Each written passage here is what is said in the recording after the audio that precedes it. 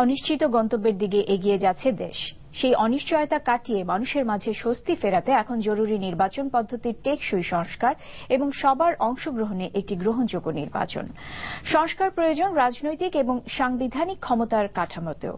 সে লক্ষ্যে সংলাপের জন্য সরকার প্রতিদ্বন্দ্বী দলগুলো সহ সব মহল থেকে দ্রুত রূপরেখা উপস্থাপন জরুরি। এনটিভির সাথে সাক্ষাৎকারে এসব কথা বলেছেন সাবেক তত্ত্বাবধায়ক সরকারের দুই উপদেষ্টা হাফিজউদ্দিন খান এবং ড হোসেন জিল্লুর রহমান। রিপোর্টে জানাচ্ছেন মাকসুদুল হাসান। দেশের প্রধান দুই রাজনৈতিক দলের দুই প্রধানের সাম্প্রতিক দেয়া মাঠের বক্তৃতায় আশাবাদী মানুষের মাঝে আবারও দেখা দিচ্ছে হতাশা। প্রতিপক্ষ রাজনৈতিক দলের অস্পষ্ট কৌশল আর সরকারের মন্ত্রীদের সাম্প্রতিক বক্তব্যে নতুন করে তৈরি হচ্ছে অনিশ্চয়তা। এমনটাই মনে করছেন তত্ত্বাবধায়ক সরকারের সাবেক এই দুই উপদেষ্টা। আওয়ামী লীগের অনেক নেতাই বলছে নির্বাচনের কি আলাপ আলোচনার কোনো অবকাশ নাই।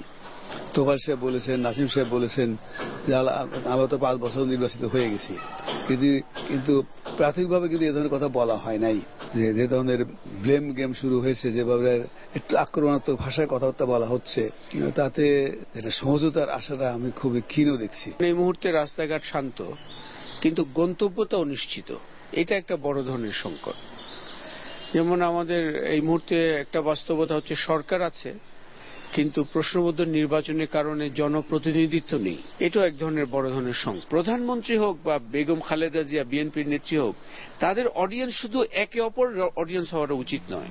এখন বক্তব্য যেগুলো আসছে সেগুলো শুধুমাত্র যেন দেশে তারা দুজনই আছেন, একে অপরকে অ্যাড্রেস করছেন। আসলে দেশকে অ্যাড্রেস করা দরকার।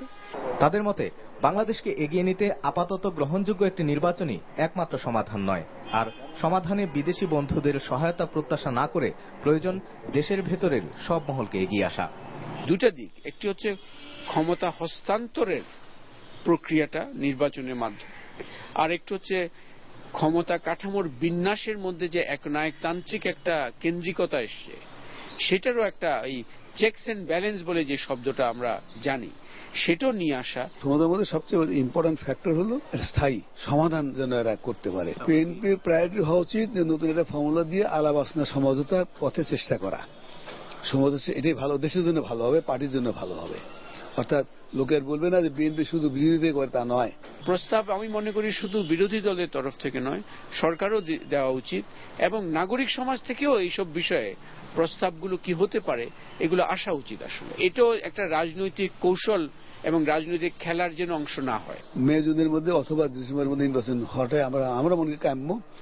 Maksudul Hasan, NTV news, Dhaka.